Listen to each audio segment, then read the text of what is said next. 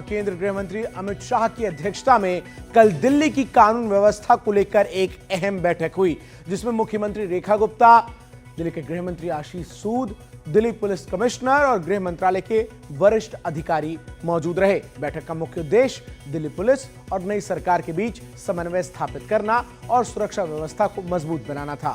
बैठक में दिल्ली का माहौल सुरक्षित बनाने पर जोर दिया गया, साथ ही बांग्लादेशियों और रोहिंग्याओं के नेटवर्क तोड़ने पर बात हुई।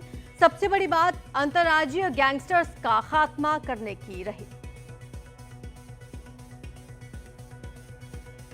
हमारे सहयोगी मुकेश सिंह सेंगर हमें ज्यादा जानकारी देंगे। मुकेश, बीते कई महीनों से हम देख रहे हैं गैंग वॉर चल रहे हैं दिल्ली में, और दिल्ली में कानून व्यवस्था पर लगातार सवाल उठते रहे हैं। क्या कुछ हुआ इस बैठक में, क्या दिशा निर्देश मिले हैं?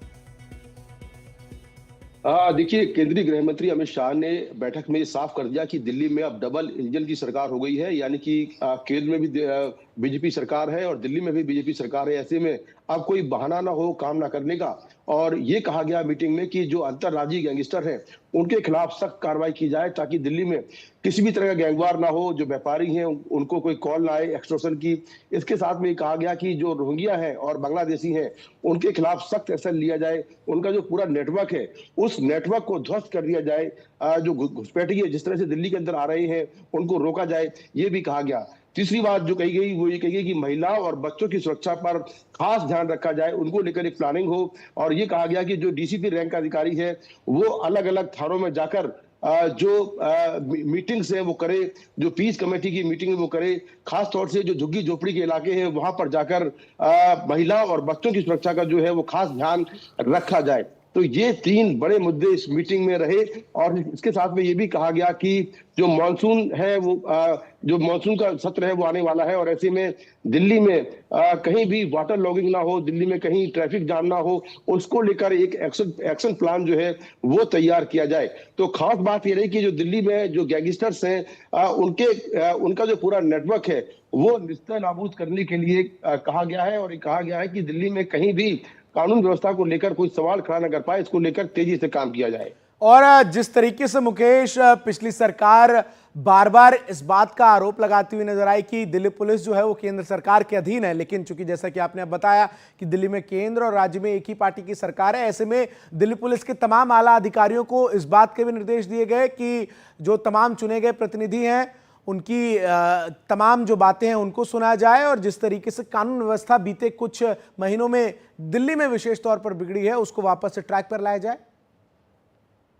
देखिए, बिल्कुल दिल्ली चुनाव में दिल्ली की जो कानून व्यवस्था है ये बड़ा मुद्दा रही है और आम आदमी पार्टी इस मुद्दे को लगातार उठाती रही है। इसीलिए ये कहा गया है कि अब डबल इंजन की सरकार है, कोई बहाना नहीं चलेगा, और लगातार जो अपराध है या जो अपराधी है उनके खिलाफ सख्त एक्शन लिया जाए। खासतौर से जो अंतर्राज्यीय गैंगस्टर है, यानी कि ऐसे गैंगस्टर हैं जो हरियाणा के रहने वाले हैं और दिल्ली में भी अपराध कर रहे हैं, हरियाणा में अपराध कर रहे हैं। जो दिल्ली के गैंगस्टर है वो दिल्ली के बाहर अपराध कर रहे हैं, या उनका जो गठजोड़ है उस पूरे सिंडिकेट को जो है बस्ट किया जाए, उसको तोड़ा जाए, उसको ध्वस्त किया जाए। तो साफ तौर पर ये दिशा निर्देश दिए गए हैं कि जो अपराध है उस पर लगाम लगाई जाए, ताकि दिल्ली में एक सुरक्षित माहौल बने। और खास तौर से महिलाओं और बच्चों के खिलाफ जो अपराध हो रहे हैं उन पर रोक लगाने के लिए एक एक्शन प्लान तैयार हो, जिससे कि दिल्ली में जो लॉ एंड ऑर्डर है उसको लेकर कोई सवाल खड़े न कर पाए।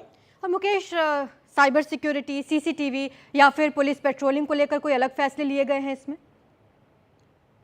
देखिए, अभी डिटेल में इस मीटिंग के जो बातें हैं वो नहीं आ पाई हैं, लेकिन निश्चित तौर पर जो पूरे दिल्ली में जो सीसीटीवी कैमरे लगने हैं, खास तौर से स्मार्ट सिटी के तौर पर उसको लेकर भी चर्चा हुई। दिल्ली में कुछ जगहों पर ये कैमरे लगे भी हैं, लेकिन पूरी दिल्ली में अभी जो कैमरे हैं वो नहीं लग पाए हैं, तो उसको लेकर भी चर्चा हुई है। और निश्चित तौर पर अगले आने वाले कुछ दिनों में एक डिटेल प्लानिंग होगी कि जितने भी हॉट स्पॉट है जहां पर क्राइम जो प्रॉन एरियाज हैं या जहां पर ज्यादा ट्रैफिक जाम होता है वहां पर सीसीटीवी कैमरे लगे हैं। और खास तौर से जो डार्क स्पॉट है जहां पर लाइट नहीं है, रात के वक्त कोई महिला निकलती है, कोई जा रहा है, वहां पर लाइट नहीं है, तो वहां पर जो लाइट्स हैं, स्ट्रीट लाइट्स हैं, वो भी लगाई जाए।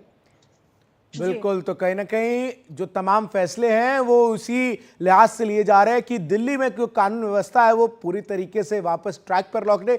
और एक और बड़ी चुनौती मुकेश ये भी रही है कि नशे की खेप बड़ी मात्रा में देश की राजधानी दिल्ली में बीते कुछ महीनों में पहुंची है, उसको क्रैक डाउन करने के लिए कोई फैसला?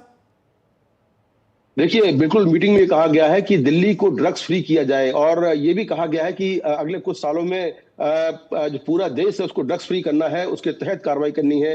तो दिल्ली में जितना भी ड्रग्स आ रहा है या ड्रग्स माफिया है, जो ड्रग्स तस्कर हैं, उनके खिलाफ कड़ी कार्रवाई करने के लिए कहा गया है और ये कहा गया है कि इनका जो पूरा सिंडिकेट है उसको तोड़ा जाए ताकि दिल्ली में जो ड्रग्स है वो ना आने पाए और खासतौर से जिस तरह से युवा जो है ड्रग्स का शिकार हो रहे हैं लगातार, उस पर लगाम लगे।